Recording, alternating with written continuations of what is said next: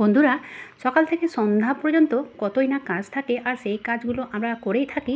আর কিছু কিছু কাজ থাকে যেগুলো দেখে ভারী লাগে। তো আমরা যদি কিছু টিপস ও ট্রিক্স যদি ফলো করি, তাহলে দেখবে সেই ভারী কাজগুলো এতটাই সহজ হয়ে যাবে যে অনেকগুলো কাজ করে ফেলবো, আর আমাদেরকে বুঝতেই পারবো না আমরা। তো চলো তাহলে শুরু করা যাক। প্রথম টিপস হবে এই পাস্তা নিয়ে। তো পাস্তাটা যখন আমরা সেদ্ধ করব, তো অবশ্যই লবণ সবাই দেয়, কিন্তু একটুখানি যদি তেল দেওয়া হয় তাহলে দেখবে এটা একেবারে ঝরঝরে হবে। তো অবশ্যই জলে লবণ আর তেলটা দেবে। কারণ দেখো, যে কোনো রান্না একরকমভাবে করা হয় না, এই পাস্তাটাই আবার অনেক রকমভাবে করা হয়। তো যাই হোক, আমি যেভাবে করি বা যেভাবে করলাম সেটাই তোমাদের সঙ্গে শেয়ার করলাম। তবে হ্যাঁ, পুরো রেসিপিটা আমি শেয়ার করিনি। তোমরা যদি দেখতে চাও তাহলে অবশ্যই শেয়ার করব। আর নামানোর সময় অবশ্যই টমেটো কেচাপ দিয়ে থাকো প্রত্যেকে, কিন্তু একটু যদি সয়া সস দিয়ে দাও তাহলে কিন্তু ভীষণই এটা টেস্টি হয়।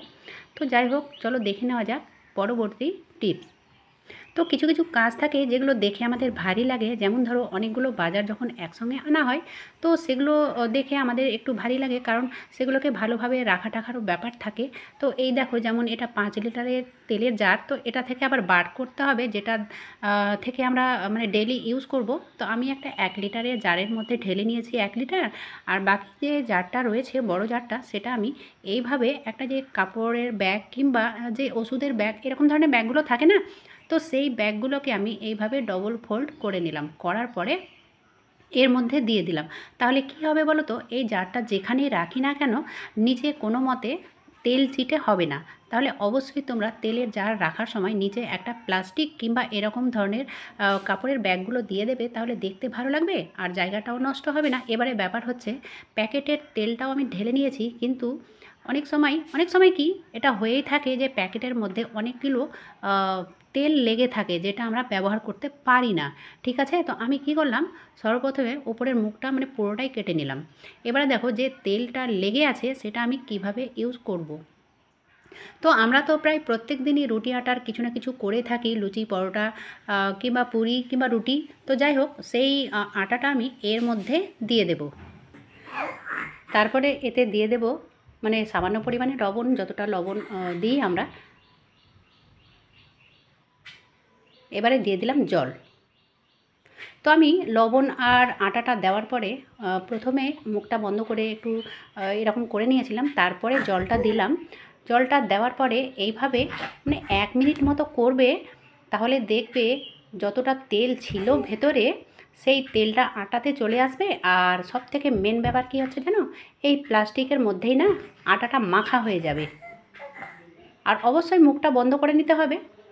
যারা বাইরে থাকো কাজের ব্যাপারে কিংবা পড়ালেখার ব্যাপারে, তাদের জন্য কিন্তু এই টিপসটা খুব কার্যকরী হবে। কারণ এই প্লাস্টিকের মধ্যে আমি যে তেলের তেলের প্যাকেটের মধ্যে করলাম, তোমরা কিন্তু আটা মাখানোর জন্য যে কোনো খাবারের যে প্যাকেটগুলো থাকে, সেই প্যাকেটের মধ্যে এই আটাটাকে মেখে নিতে পারো।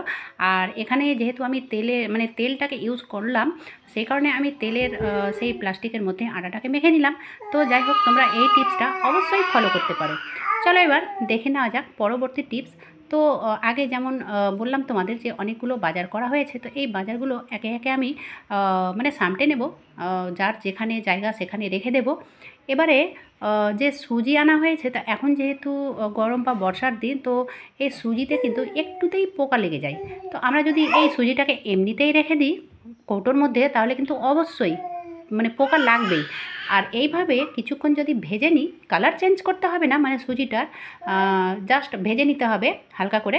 আর এইভাবে ভেজে নেওয়ার পরে এটাকে করতে হবে ঠান্ডা, ঠান্ডা হওয়ার জন্য ছেড়ে দিতে হবে। কারণ এই জিনিসগুলো একটু গাফিলতি করলেই কিন্তু খাওয়া যাবে না, পরে আবার হয়তো ফেলতেই হবে। অনেকগুলো যদি যদি পোকা লেগে যায়, সে কারণে হয়তো ফেলতেই হয়। তো যাই হোক, আমরা যদি এইভাবে রেখে দিই, ফেলা তো দূরের কথা, এটা অনেক দিন পর্যন্ত ভালো থাকবে। তো অবশ্যই ঠান্ডা হয়ে যাওয়ার পরে এটা কৌটোতে ভরতে হবে। চলো এবার দেখে নেওয়া যাক পরবর্তী টিপস। তো এটা হচ্ছে খুব ঝামেলার কাজ, কারণ এই যে ফ্রিজের যে বাস্কেটটা রয়েছে, সেটা কিন্তু বার করে আমাদেরকে পরিষ্কার করতে হয় মাঝের মধ্যে। তো বার করে ধুয়ে মুছে আবার ভরতে হয়। যদি এমনটাই হয় আমাদের, এমন টিপস যেটা আমি তোমাদের সঙ্গে শেয়ার করব, যে এটা বার করতেই হবে না, এটা পরিষ্কারই করতে হবে না। তো চলো সেটা কিভাবে সম্ভব। হ্যাঁ বন্ধুরা, খুবই সহজ পদ্ধতি। তো চলো এটা আমি ধুয়ে মুছে একদিকে রেখে দিলাম।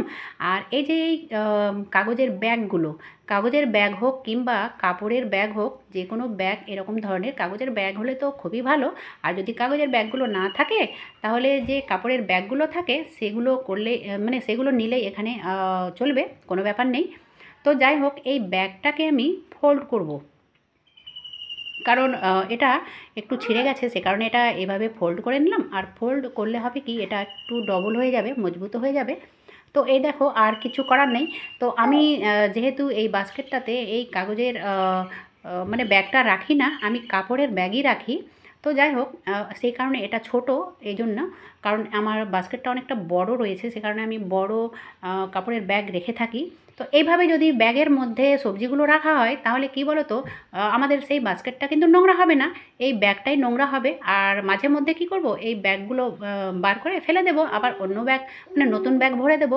তো এইভাবে যদি রাখা হয় সবজিগুলো তাহলে কোনো মতে এই বাস্কেটটা নোংরা হবে না, আর ডবল করে আমাদের খাটুনিও হবে না। আমি তো বলবো এই টিপসটা তোমরা অবশ্যই ফলো করো, দেখবে কতটাই সুবিধে হবে, মানে কোনো টেনশনই থাকবে না এই বাস্কেটটা পরিষ্কার করার জন্য।